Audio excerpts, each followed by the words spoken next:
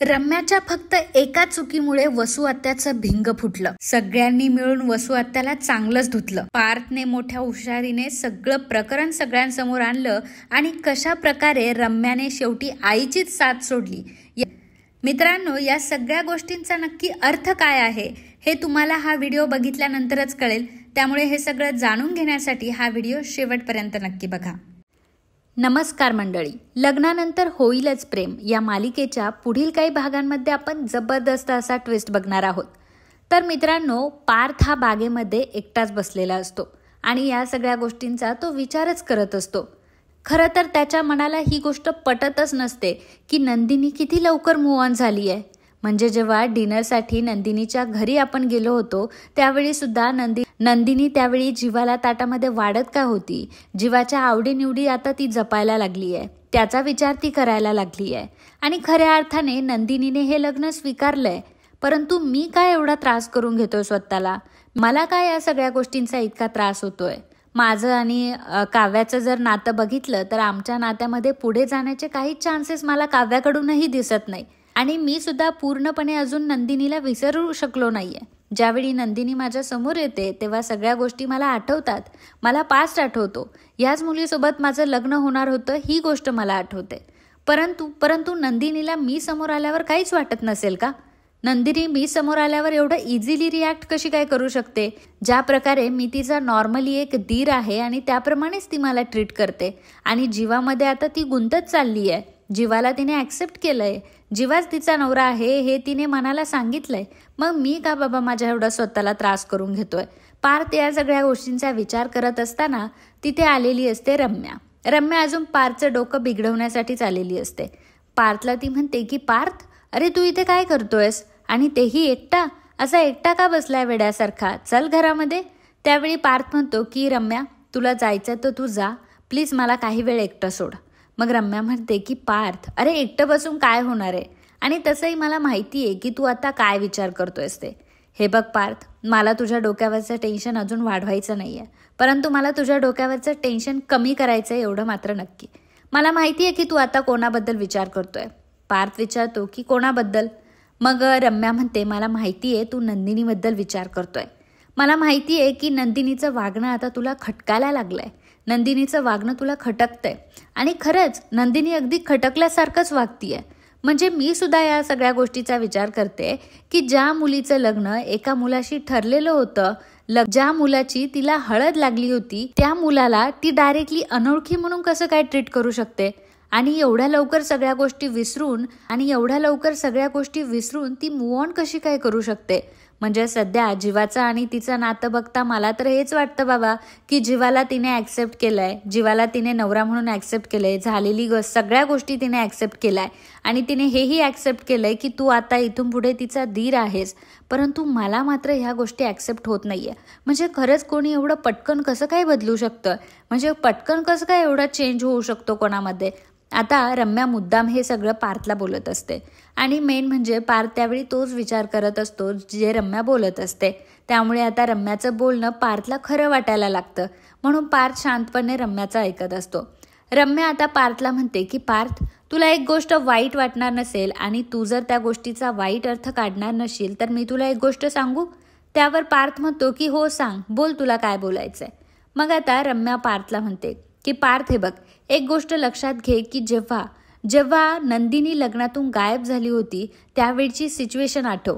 त्यावेळी लग्न मंडपात सगळे होते, म्हणजे आपल्या घरचे सोड तिच्याही घरचे सगळेजण होते। एवढ्या सगळ्या माणसांमधून नंदिनीला कोणी किडनॅप कसं काय करू शकतं? ज्याप्रमाणे नंदिनी सांगते की ती किडनॅप झाली होती, तिला दीपकने किडनॅप केलं होतं। मग मला एक गोष्ट सांग की एवढ्या सगळ्यांमधून नंदिनीला गायब करणं खरं शक्य आहे का? तुला असं नाही वाटत का की नंदिनी खोटं बोलतीये किंवा नंदिनीच त्या दीपक सोबत गेली असेल स्वतःच्या पावलांनी चालत? असं म्हटल्यावर पार्थ म्हणतो की रम्या गप्प बस, काहीही बोलू नकोस, उगाच तर्क काढू नकोस या गोष्टींचे। तर रम्या म्हणते की हे बघ पार्थ, मला ही गोष्ट तुला सांगावीशी वाटत होती, तुला शेअर करावीशी वाटत होती, कारण माझ्या मनात सारखी हीच गोष्ट येत होती आणि मला नंदिनीवर जरा डाऊट येतोय, म्हणून मी फक्त तुला तो बोलून दाखवला। या व्यतिरिक्त माझ्या मनात असं काही नाहीये। बरं चल मी निघते, खूप उशीर झालाय, मला झोपायचं आहे असं बोलून तिथून रम्याही निघून गेलेली असते. परंतु आता पार्थच्या डोक्यात तो विचार येतो. पार्थ विचार करायला लागतो की खरंच असं काही घडलं नसेल ना. म्हणजे ज्याप्रमाणे नंदिनी गायब झालीये, खरं तर ते गायब होणं शक्य नाहीये. कारण त्यावेळी लग्न मंडपात सगळेजण होते, घरातले तर होतेच होते, परंतु गावातले लोक सुद्धा होते. एवढ्या सगळ्या माणसांसमोरून नंदिनी जर गायब होती, एवढ्या सगळ्या माणसांसमोरून दीपक जर नंदिनीला घेऊन जातोय, तर गावातला कोणी ना कोणी त्यांना विरोध केलाच असता. परंतु असं काहीच झालं नाहीये. याचा अर्थ नंदिनीला माझ्याशी लग्नच करायचं नव्हतं का? आणि माझ्याशी लग्न न करण्यासाठी तिने हा पळ काढला असेल का? या सगळ्या प्रकरणाचा छडा लावण्याचं आता पार्थने ठरवलेलं असतं. सगळ्यात पहिल्यांदा तो ठरवतो की या सगळ्या गोष्टींपर्यंत मला फक्त एकच व्यक्ती घेऊन जाऊ शकते आणि मला ह्या प्रकरणाचा छडा लावायचा असेल तर मला सगळ्यात पहिल्यांदा त्या दीपकला गाठायला पाहिजे. म्हणूनच पार्थ आता दीपकला भेटण्याचं ठरवतो. नंदिनीने लग्नामध्ये सगळ्यांना एक गोष्ट सांगितली होती. जेव्हा ती दीपकबद्दल सांगत होती की दीपकने तिला किडनॅप केलं होतं, त्यावेळी दीपकची ओळख तिने असं सांगितली होती, आनंद निवासमध्ये हाच दीपक माझ्यासोबत काम करायचा, आम्ही एकत्र काम करायचो. ही गोष्ट पार्थला आठवते आणि मग पार्थ लगेचच आनंद निवासमध्ये जातो. आनंद निवासमध्ये गेल्यावर आता तो दीपकची चौकशी करू लागतो. दीपकबद्दल सगळ्यांना विचारत असतो. परंतु तेथील कर्मचारी आता पार्थला सांगतात की दीपक तर कामावर येतच नाहीये. जेव्हापासून नंदिनी मॅडमचं लग्न झालंय तेव्हापासून दीपक हा कामावर आलेलाच नाहीये. ही गोष्ट पार्थला समजलेली असते. मग पार्थ आता त्या कर्मचाऱ्याला विचारतो की मला दीपक याच्या घरचा ऍड्रेस मिळू शकेल का? मग तो कर्मचारी पहिल्यांदा नाही म्हणतो आणि सांगतो की खरं तर कर्मचाऱ्यांचा ऍड्रेस देणं आम्हाला अलाउड नाहीये. पार्थ सांगतो की खरं तर मी नंदिनी मॅडम यांच्या घरातलाच आहे, त्यांचा सासरचा आहे मी, आणि नंदिनी मॅडमनेच मला हे सांगितलंय, त्यामुळे प्लीज मला त्यांचा ॲड्रेस द्या. असं म्हटल्यावर आता कर्मचारी स्वतः ॲड्रेस देतात. ॲड्रेस आता पार्थकडे आलेला असतो. पार्थ आता दीपकला डायरेक्टली घरी जाऊन गाठायचं ठरवतो. पार्थ आता जेव्हा दीपकच्या घरी जातो तेव्हा दीपक हा त्याच्या घरातच असतो. जेव्हा तो बेल वाजवतो दीपकने दार उघडलेलं असतं आणि पार्थला समोर बघून आता दीपक दार लावण्याचा प्रयत्न करत असतो. परंतु पार्थ आता त्याच वेळी आतमध्ये घरात शिरतो आणि दीपकचा डाव त्याने मोडून टाकलेला असतो. दीपक आता तिथून कुठेतरी पळण्याचा प्रयत्न करत असतो, कारण दीपकला माहीत असतं की हा पार्थ देशमुख आहे, खूप मोठा माणूस आहे.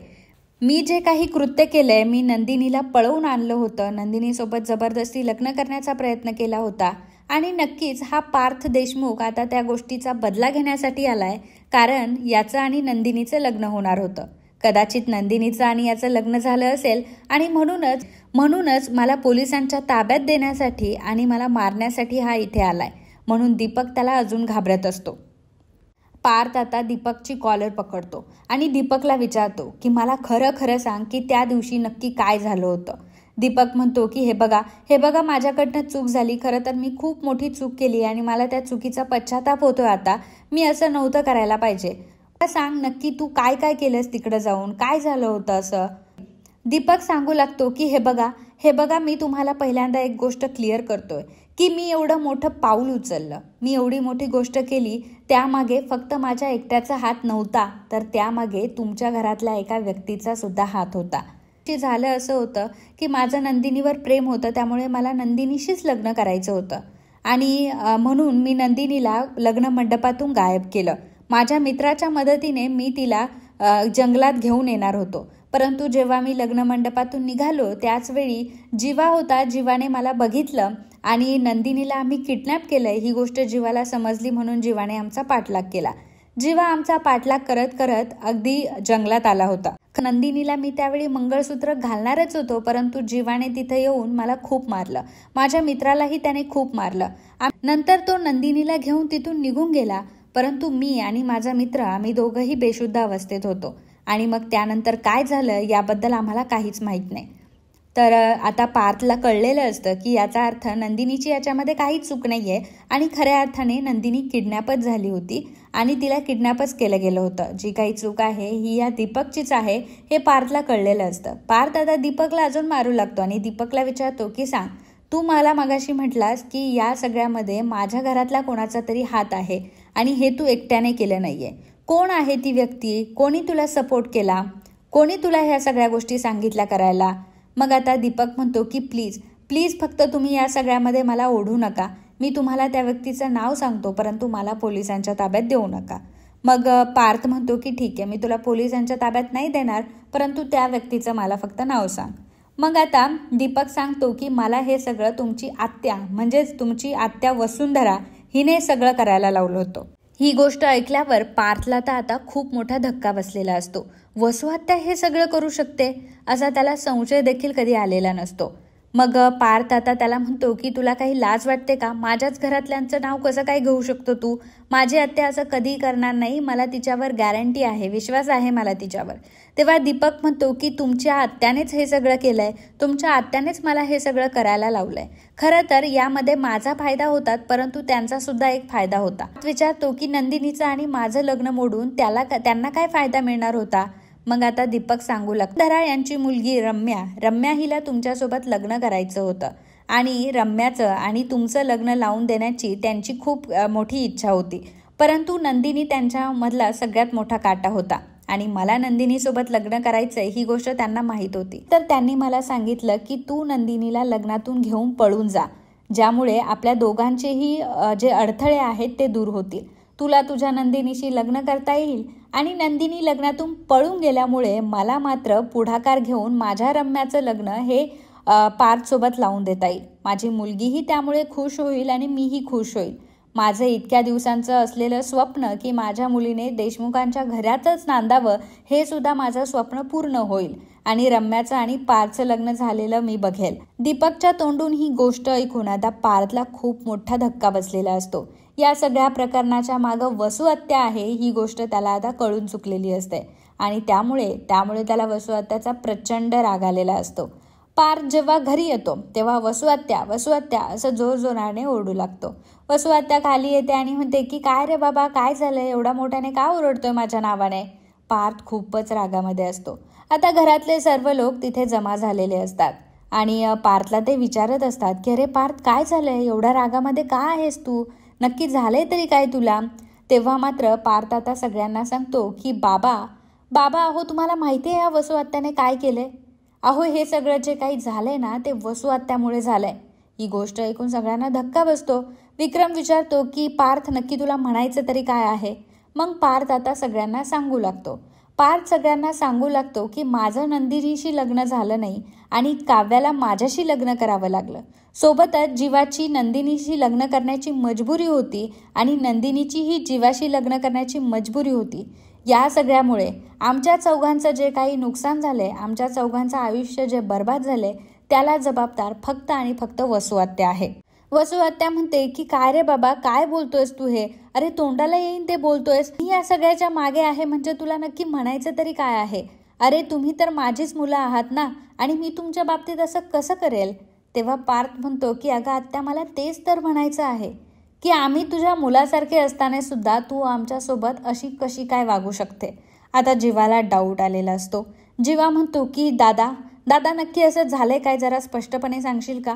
आणि मग पार्थ आता सगळ्यांना सांगू लागतो की ज्या दीपकने नंदिनीचं अपहरण केलं होतं आणि त्यानंतर जीवा नंदिनीला सोडवायला गेला होता आणि नंदिनीला तो घेऊन आला, खरं तर दीपकचा आणि वसु आत्याचा प्लॅन होता हा. वसु आत्या ही दीपकला मिळालेली होती. ही गोष्ट ऐकून सगळ्यांना धक्का बसतो. पुढे पार्थ सांगू लागतो की वसु आत्याला माझं आणि रम्याचं लग्न बघायचं होतं.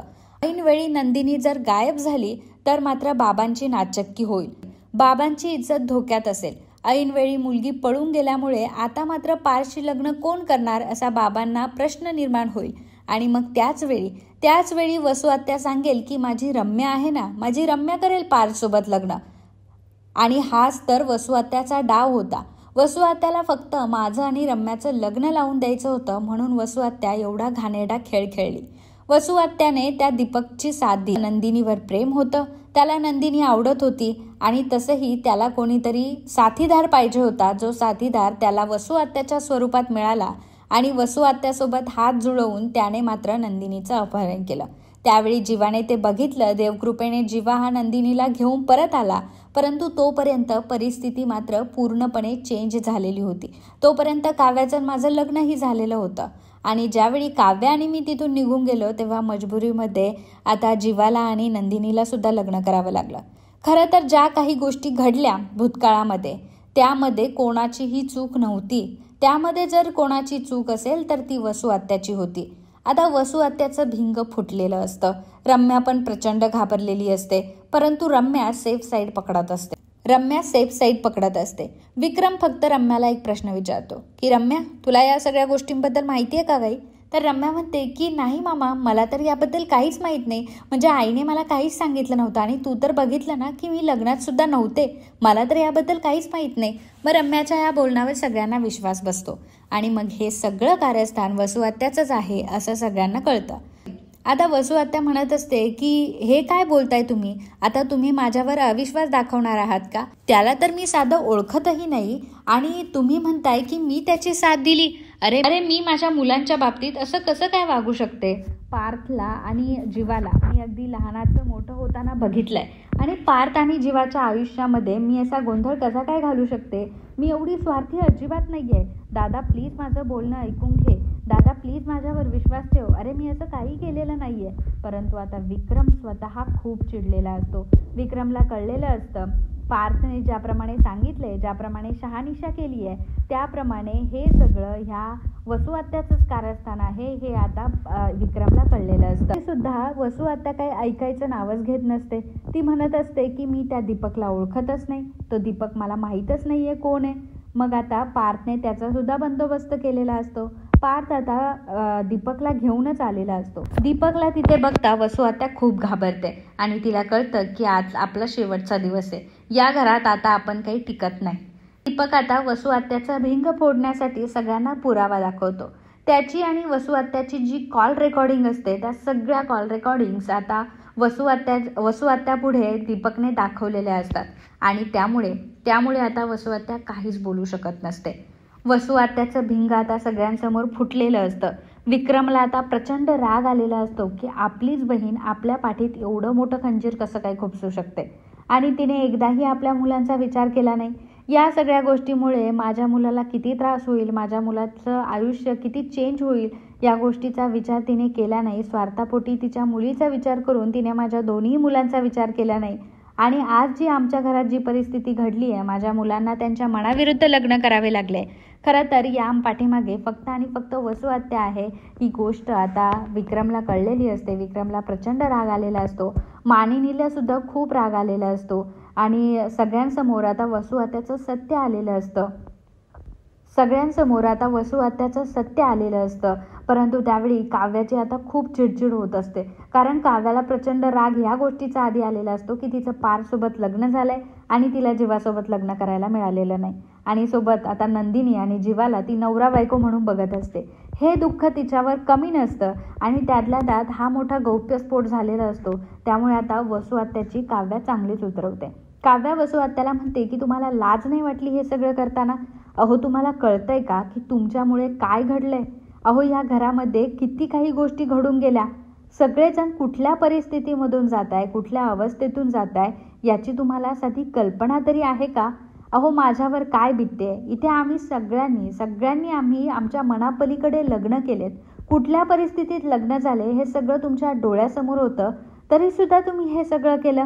तुम्हाला हे सगळं करताना काहीच कसं नाही वाटलं आणि आज जे काही आमचं झालंय, आज जे काही आमचं मनाविरुद्ध लग्न झालंय, आमचे जे आयुष्य बर्बाद झाले त्याला जबाबदार फक्त आणि फक्त तुम्ही आहात आणि या गोष्टीसाठी मी तुम्हाला कधीही माफ करणार नाही. काव्या आता तोंडाला येईल ते बोलत असते. त्यावेळी नंदिनी काव्याला समजावत असते की काव्या स्वतःला आवर. परंतु आता नंदिनी सुद्धा वसू आत्याला खूप बोलते की आतापर्यंत मला वाटत होतं की खरंच तुम्ही या घरातल्या आधारस्तंभ आहात, या घरातल्या चांगल्याचा विचार करता, परंतु आज मला मात्र तुमचा खरा स्वभाव कळलाय. तुम्ही स्वार्थासाठी अगदी कुठलंही टोक गाठू शकताय हे तुम्ही या उदाहरणातून आम्हाला स्पष्ट करून दिलंय. जीवा म्हणत असतो की आत्या, अगं तू तर आत्या म्हणायच्या सुद्धा लायकीची राहिली नाहीयेस ग. मला आधीपासून तू माहीत होती की तू जरा विचित्रच आहे, परंतु तू एवढी स्वार्थी असशील असं मला कधीच वाटलं नव्हतं आणि आत्या मी या गोष्टीसाठी तुला कधीही माफ करणार नाही. सगळ्यांनी आता वसू आत्याला एकटं पाडलेलं असतं. वसू आत्याची स्वतःची मुलगी रम्या सुद्धा तिच्या बाजूने नसते. तिने सुद्धा वसू आत्याला येड्यातच काढलेलं असतं आणि आई तू कशा प्रकारे चुकली आहेस. अगं आई, असं वागताना तू थोडं तरी भान ठेवायला हवं होतं. अगं मला माहिती आहे की माझं पार्थवर प्रेम होतं, परंतु पार्थच्या मनाविरुद्ध मला हे लग्न कधीच करायचं नव्हतं. आई अगं तू असं का केलंस? तू का बरं नंदिनीला किडनॅप करण्यामध्ये ह्या दीपकची साथ दिली? अगं तू आपल्या कुटुंबाची साथ द्यायला पाहिजे होती. अशा खूप काही गोष्टी आता रम्या ही तिच्या आईला समजावून सांगत असते स्वतःचा मोठेपणा सिद्ध करण्यासाठी. आणि खऱ्या अर्थाने वसू आत्या ही आता एकटी पडलेली असते. सगळेजण आता वसू आत्यावर तुटून पडलेले असतात. सगळ्यांना वसू आत्याचा खूप राग आलेला असतो आणि वसू आत्याकडे एक्सप्लेनेशनसाठी काहीही नसतं, कारण दीपकने स्वतः पुरावे दाखवलेले असतात.